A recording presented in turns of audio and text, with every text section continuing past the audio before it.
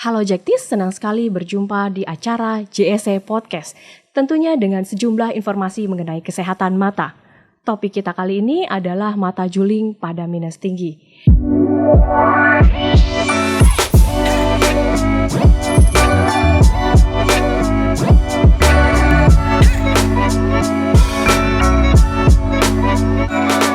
Mari kita mulai JSE Podcast bersama saya dengan Lisa. Tapi sebelumnya izinkan saya untuk memperkenalkan narasumber kita. Beliau adalah Dr. Gusti Suwardana, spesialis mata konsultan. Beliau ahli dalam bidang katarak, lasik, dan pediatrik oftalmologi. Siapa yang nggak kenal beliau? Kalau Jaktis stay tune terus, episode sebelumnya beliau sempat ada di JSE Podcast. Kita sapa dulu. Selamat pagi Dr. Gusti. Selamat pagi, Lisa. Semoga tidak bosan ya dok diundang kembali di sini tentu. Ya dok. Enggak ya dok ya. Dengan senang hati. Baik, kita lanjut aja terkait mata juling pada minus tinggi. Sebenarnya apa sih dok definisinya ini dok? Mata juling pada minus tinggi adalah suatu kondisi di mana mata itu masuk ke dalam dan itu pun masuknya bergradasi. Mulai yang masuk dalam sedikit sampai bisa masuk terfiksir, masuk ke dalam dan agak nukik ke bawah. Ya, bisa pada satu mata, bisa pada kedua mata. Ya. Nah, kalau sampai menukik ke bawah, dua-dua mata sama sekali tidak bisa bergerak, biasa disebut strabismus fixus. Convergent strabismus fixus biasanya disebut. Atau orang bilang heavy eye syndrome. Tapi kondisi ini hanya terjadi pada miopia tinggi. Walaupun ada kondisi lain yang bisa memperlihatkan hal itu yang serupa, tapi dalam konteks ini kita bahas terbatas pada miopia tinggi. Mata juling masuk, esotropia namanya, yang kita temukan pada yang minus tinggi. Ya, kira-kira begitu. Baik, jadi emang benar sih mata juling tuh ada macam-macam ya dok. Kadang saya lihat orang tuh beda-beda nih posisinya. Yeah. Nah kalau yang miopia ini, high miopia ini ternyata dia khusus masuk ya dok ya, masuk ke dalam ya dok. Nah bisa kita lihat seperti gambar ini ya. ya. Baik, ada contoh gambarnya. Ya, coba kita lihat. Nah ini mata kanannya dia berfiksasi dengan mata kanan, mata kirinya sudah masuk ke dalam. Dan mata kirinya itu sama sekali nggak bisa gerak. Dia agak ke bawah dan masuk ke dalam. Matanya diam sekali. Ini sudah fixus. Ya, ini namanya strabismus fixus. Ya, fixus. Jadi terfiksir. Dia tidak bisa bergerak lagi. Oh, ya. Jadi seolah-olah dia terkunci itu di dalam situ, dok. Nah, ini tidak bisa terjadi pada satu mata. Pada dua mata pun bisa terjadi. Kalau terjadi pada dua mata, maka pasien sangat kesulitan sekali untuk melihat. Baik. Ya. Nah, dulu manakala banyak orang belum mengenal hal ini, jadi dia mengalami hal itu bertahun-tahun, ya, sehingga setelah lama barangkali dapat informasi baru. Mudah-mudahan dengan kita lakukan forecast ini, orang semakin sadar bahwa kondisi ini sebetulnya bisa terjadi pada orang-orang dengan minus tinggi. Ya, minus tinggi itu bisa terjadi seperti ini. Benar. Ya. Jadi edukasi ini benar banget ya. Penting sekali buat kita semua. Nah, kalau dilihat dari gambar ini, dok, berarti yang di sebelah kanan saya ini adalah yang normal ya, dok ya? Iya, yang normal, ini yang dianggap berfiksasi. Normal yang itu berfiksasi, ya. Berfiksasi ya. Ya. Baik. Nah, sebenarnya golongan minus tinggi itu range berapa sih, dok? Biasanya dianggap minus tinggi kalau minusnya 6 ke atas. 6 ke atas ya.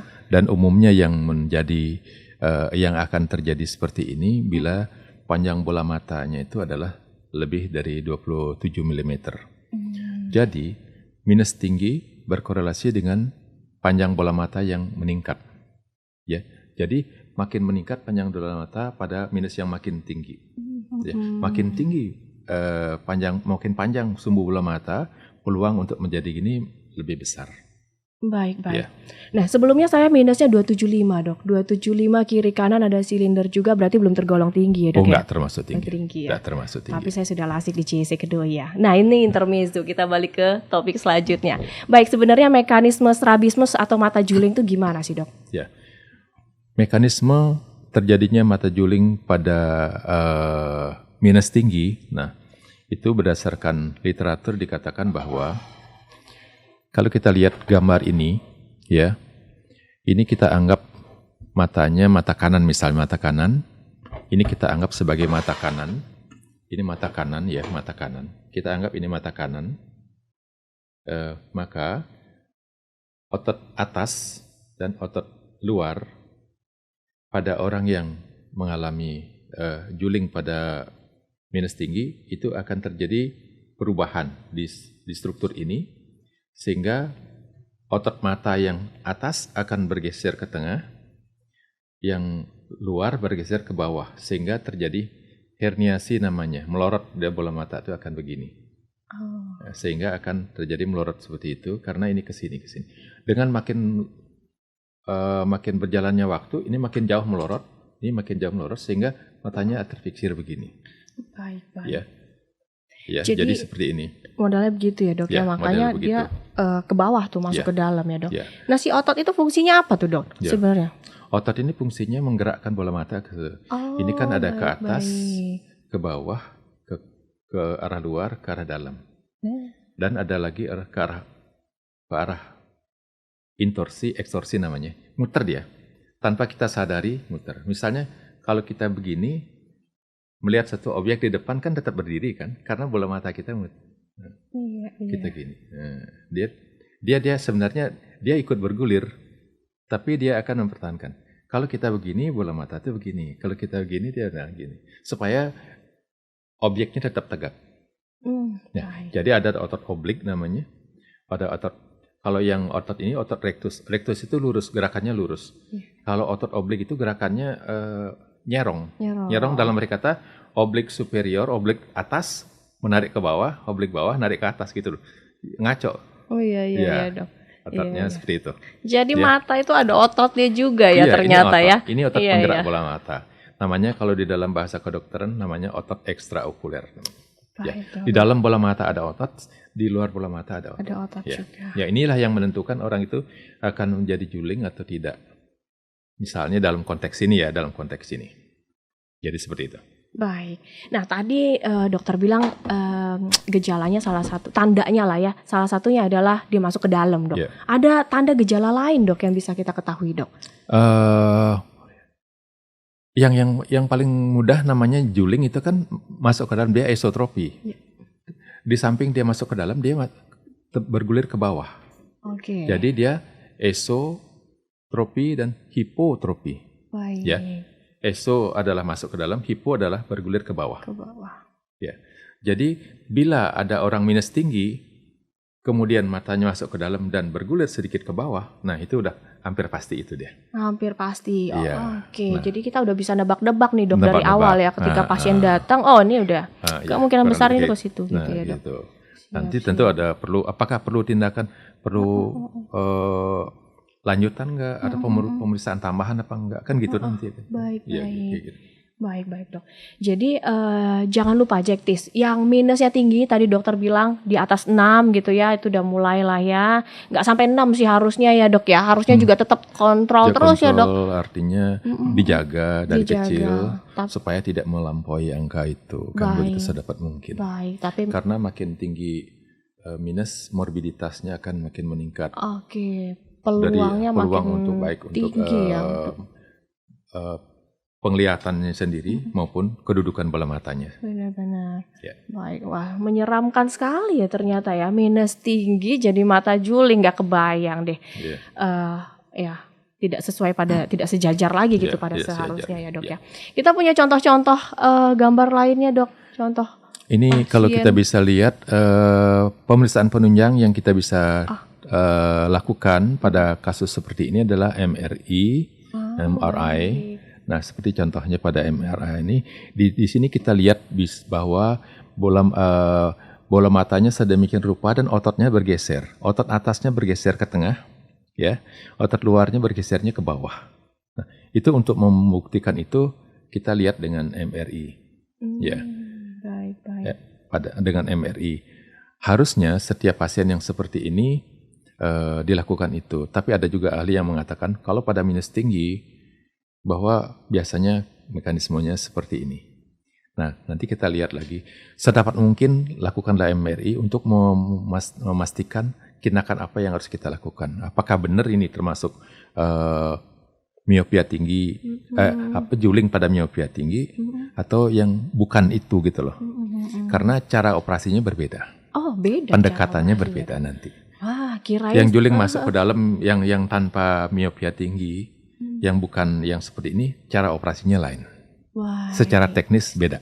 Oh gitu ya, nggak Iya. kebayang nih cara Iya. operasinya gimana, apa dibelek gitu ya, atau matanya dikeluarin bulat-bulat terus kita benerin yang di dalam gitu dong. Gimana sih dok? Saya masih belum kepikiran dok sebenarnya.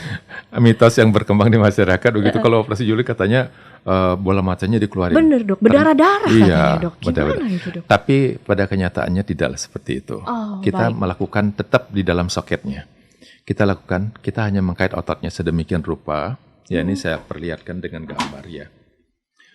Kalau pada minus tinggi tadi operasi, kalau pada yang contohkan yang biasa ya, mata yang masuk ke dalam yang tidak ada kaitannya dengan minus tinggi, kita biasanya kendorkan otot dalamnya, kita mundurkan sedikit, kita potong otot luarnya sedikit, sehingga bola matanya akan bergeser keluarnya gitu ya. Nah, pada yang kaitannya dengan minus tinggi, maka karena seperti yang tadi, bola matanya adalah bergulir ke bawah, masuk ke dalam, dan ini adalah ke sini, maka operasinya adalah bagaimana caranya untuk menutup celah ini. Baik. Ya, celah inilah yang konsepnya harus kita tutup. Ya, kalau dia sudah fixus, biasanya hanya nutup saja ini tidak cukup. Perlu kita kendorkan otot ini. Kita mundurkan otot dalamnya, kemudian otot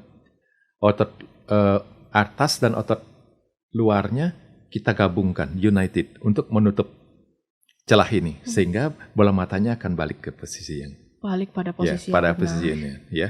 Jadi operasinya sebenarnya sederhana kalau kita sudah tahu konsepnya, kan gitu kan.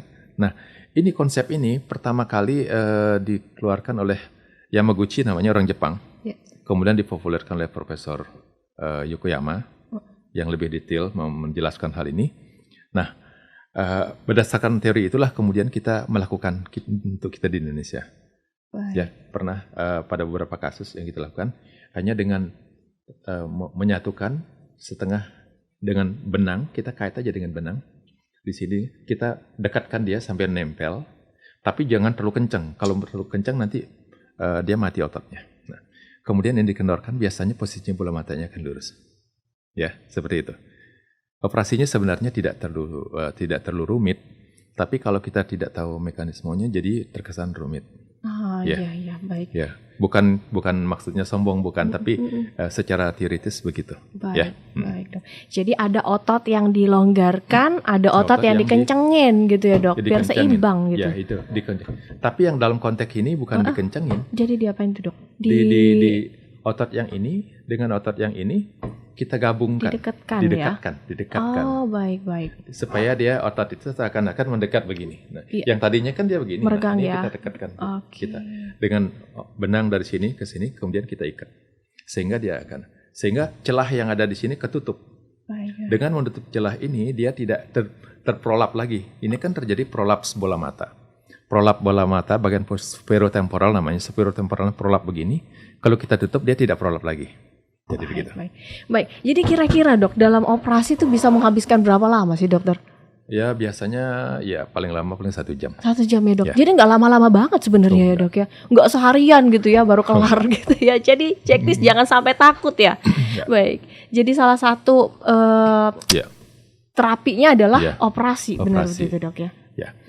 Nah jadi kalau terapi pasien seperti ini, kalau kasusnya kasus baru dan masih minimal, biasanya pasien itu mengeluhnya double vision. Jadi pada double vision awal-awal itu mungkin dia kan nggak nyaman kalau ngelihat, nah itu bisa dibantu dengan prisma biasanya. Kita bantu dengan prisma di kacamatanya, kita berikan prisma sehingga dia tidak melihat double. Tapi itu kalau berlanjut terus seperti pada kasus yang tadi contohnya itu jadi terjadi fixus gitu, mau nggak mau harus dilakukan tindakan operasi yang seperti itu. Jadi kayak gitu. Iya. Baik. Jadi ada before afternya nih dok, foto lain dok. Boleh kita mungkin lihat ya, Jektis penasaran dong. Yuk. Ya, kurang lebih seperti ini. Kalau kita lihat kan mata yang sebelah kanan pada kasus ini, gambar yang sebelah kanan, matanya itu sama sekali nggak bisa bergerak. ya, terfiksir di situ. Terfiksir di situ. Nah, kemudian kita lakukan tindakan operasi seperti yang saya kemukakan tadi. Hasilnya seperti yang sebelah kanan, agak lumayan, pasiennya happy. Nah, mata kirinya masih agak masuk ke dalam karena mata kirinya juga termasuk kelainan itu, belum dioperasi yang kedua kalinya. Dioperasi. Ya, belum yang kedua kalinya. Kebetulan pasien ini adalah saya ambil yang nyata gambarnya seperti ini. Ya, yang kanannya sudah lumayan, gambarnya sudah. Wah, ini happy banget, nggak kebayang perasaannya dok. Yang tadinya tidak kelihatan hitamnya, sekarang sudah di tengah-tengah yang sebelah kanan. Benar sekali. Wah, pasti happy sekali deh pasien-pasien seperti ini ya dok. Iya, tentu. Oke. Saya punya pengalaman pasien yang dulu matanya kebetulan seperti ini pada kedua mata. Dua-duanya tuh dok, begini modelnya. Oke. Jadi kalau dia melihat segitu susah banget dia melihat, susah. Jadi mungkin berpuluhan tahun dia mengalami hal demikian. Kemudian saya operasi, begitu sore besoknya nangis dia pasiennya. Ini nangisnya terharu nih dok, dia. Bener. Ternyata sekarang dia bisa melihat dengan lurus. Itulah artinya dengan dia tidak harus begini melihat, sekarang dia dengan lurus ke depan itu normal, kayak orangnya normal. Dia pikir bahwa kemudian setelah itu kan, setelah saya lakukan tindakan itu kan kebetulan juga ada katarak, kita operasi katarak beres. Dia senang. Iya ya. Jadi pasien kayak gitu. Mulia sekali ya dok layanan dokter sampai akhirnya ya banyak pasien-pasien yang merasakan lah ya. Ya, ini kan sebetulnya berkat kemajuan ilmu pengetahuan, kita mencoba membantu pasien-pasien yang mengalami hal yang seperti itu. Ya, pasien sih umumnya merasa senang kalau kita lakukan tindakan. Dan tidak menyeramkan seperti apa yang dibayangkan sebetulnya. Baik. Jadi sebenarnya nggak ada kata terlambat ya dok ya untuk melakukan seperti ini ya. Nggak ada ya. Baik, ada saran-saran dari dokter sendiri terkait mata juling ini dok, agar Jektis bisa aware nih terkait mata juling pada minus tinggi. Semua orang tentu sepakat bahwa pencegahan itu jauh lebih baik dan lebih murah daripada melakukan perbaikan, mengobati. Benar. Oleh karena itu, sejak dini, cegahlah minus itu menjadi tinggi. Kalau bisa jangan terjadi minus. Minus itu terjadi karena upaya tubuh untuk kompensasi sedemikian rupa dengan aktivitas kita dekat terus. Dari kecil dekat terus, nah itu mendorong, di samping ada faktor genetik barangkali. Genetik juga bisa ya. Genetik ditambah lingkungan yang sehingga terjadi minus tinggi. Kalau kita mampu mencegah minus itu jadi tinggi, mestinya yang gini tidak terjadi. Benar. Ya, yang gini tidak terjadi. Kalaupun sudah terjadi, kita lakukan tindakan seperti yang. Iya. Ya. Baik, terima kasih nih sarannya, jangan lupa ya Jektis. Oke. Deteksi dininya penting. Deteksi dini penting dan ya. Melakukan upaya preventif. Baiknya berapa lama dok harus kontrol dengan dokter spesialis mata? Kalau pada anak-anak tiap 6 bulan kontrol lah. Baik. 6 bulan, setidak-tidaknya 1 tahun. Untuk melihat progresivitas. Anak-anak sekarang kan anak-anak milenial, anak-anak zaman dunia maya, jadi serba dekat terus. Tidak sedikit kita temui anak-anak dengan minusnya, umur baru 6 tahun minusnya sudah tinggi. Benar-benar. Sudah, walaupun belum di atas yang tadi yang kita sebut, tapi sudah cukup tinggi. Jadi itu kan berpeluang untuk menjadi minus tinggi kan. Benar. Setiap minus tinggi potensi ini ada, walaupun persentasenya mungkin tidak besar banget, kalau pas terkena nggak enak. Iya benar, tapi benar sih dok, keponakan saya datang ke dokter mata, minusnya 3 dok, selama pandemi gini. Waduh, itu perlunya deteksi dini teman-teman, sebagai orang tua, sebagai keluarga, pencegahan lebih penting ya dok ya. Baik dokter Gusti, terima kasih atas informasi yang diberikan. Terima kasih, semoga bermanfaat. Iya, ini informasinya sangat bermanfaat bagi kita semua. Jangan lupa Jektis untuk stay tune terus di JSC Podcast bersama kita dengan tim-tim podcast lainnya. Saya dan Dr. Gusti mohon pamit undur diri. Jangan lupa jaga kesehatan dan sampai jumpa di JSC Podcast selanjutnya. Dadah.